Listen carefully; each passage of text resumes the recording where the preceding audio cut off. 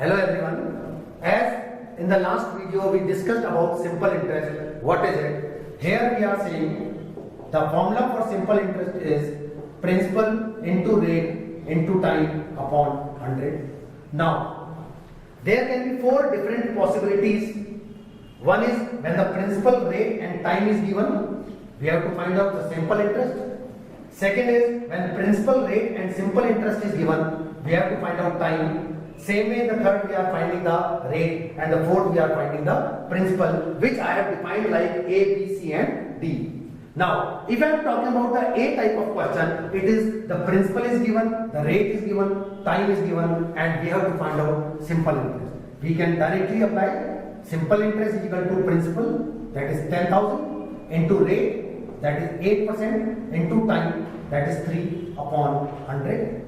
When we cancel it out, it comes out to be 2400. Now, directly we have understood the simple interest is 2400. In the second question, because we have to find out the value of t, or we have to find out time, the simple interest, principal and rate are given. Again we are applying the same formula, simple interest is equal to PRT upon 100. But here we are to find out this value of time. So time can be equated to simple interest multiplied by 100, because we have to every time we have to cross multiply the things. So simple interest into 100 upon the principal into rate.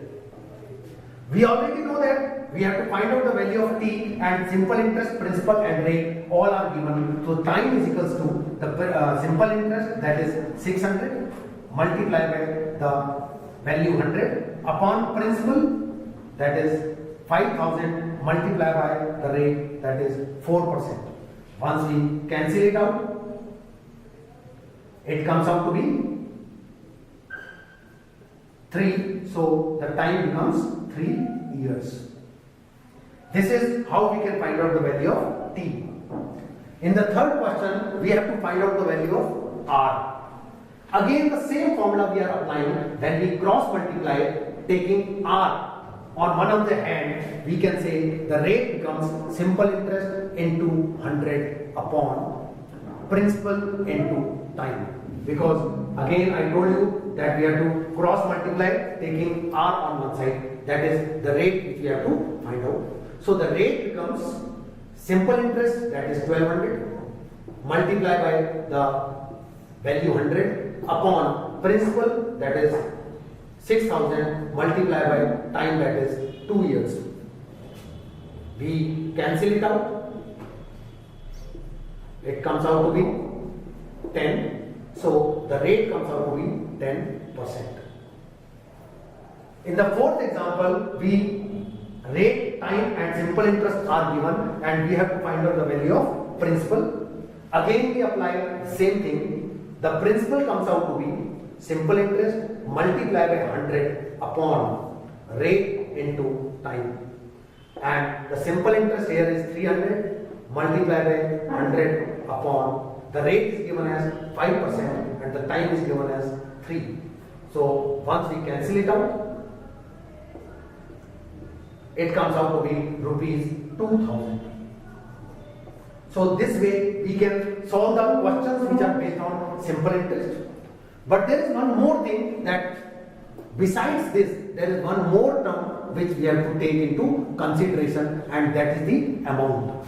Amount is actually the money which we get back after the time period, 2 years, 3 years or 4 years, whichever is given in our question from the bank. This principal is basically which we deposit in the bank, and this amount is which we get from the bank. In the first question, we know that we can find out the simple interest, that is rupees 2400. We already know the principal 10,000. So there may be a question to find out the amount. And the amount is definitely the principal which we have deposited in the bank plus the interest which the bank will give us. So it will come out to be 12,400 in the first case. In the second case, the principal is given and the simple interest is given. There is a possibility that instead of simple interest, directly the amount may be given as rupees 5,600. We already know that we have deposited 5,000 in the bank and bank has given us back 5,600. It means the difference between the two is the simple interest, that is rupees 600. Same way in this and this question, instead of simple interest, here they can give you the amount as rupees 7,200.